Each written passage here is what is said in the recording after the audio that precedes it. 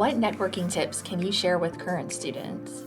If you admit to being a student and you approach something as a learner, you are not only going to come across as more sincere, but it opens up a lot more opportunity to you.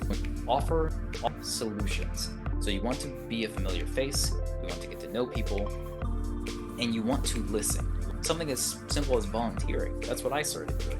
I worked at the box office at events. I helped set up tables.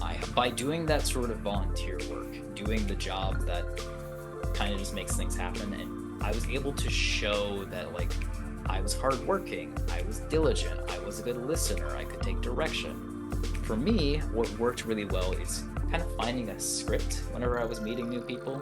Oh, hey, what do you do? Or hey, where'd you go to school? Or what's your current project? So I dropped into the office and said, hey, I'm Sinjin. I wrote in about an internship. I'd love to chat with your editor if she has time, or, if you guys just need help around with anything, I'm happy to help. That legitimately led to that start of that internship. So at the end of that internship, went to my editor, then offered, hey, I know you can't pay me a salary, and I'd like to go ahead and make a contract with you for retainer.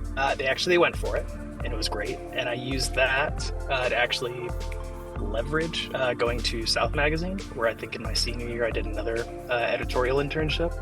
There's online groups. Writing groups are also really good. And then, definitely submitting your work when you're ready to submit it out to publications. I was working at one of the B. Matthews restaurants, but they were talking about a nonprofit they were hosting, doing a bike ride out to Tybee.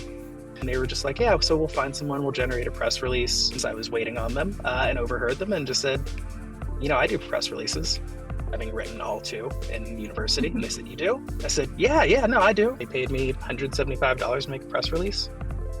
I've probably heard no more than I've heard yes in life, which makes those yeses so great when they happen. Understanding that you want to be a writer, as do other people. You have to show that initiative, show that ambition, and that, is going to help you win out, or just help you get a foot in the door to actually, share your voice. Start making as many connections as you can. So, we have a very vast alumni network. Get on LinkedIn and message those people if you decide you want to go into a certain sector. Your cover letter and the way that you present yourself in your resume.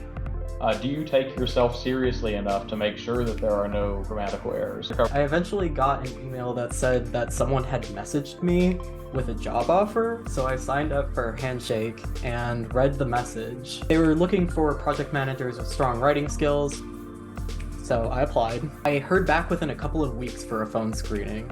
Try to actually be invested in the person you're speaking with. You don't actually have to agree with everyone you meet.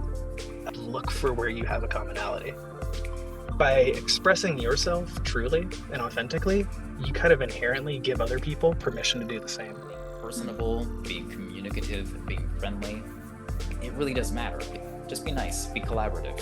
Networking is maybe the most important thing to get your career off the ground.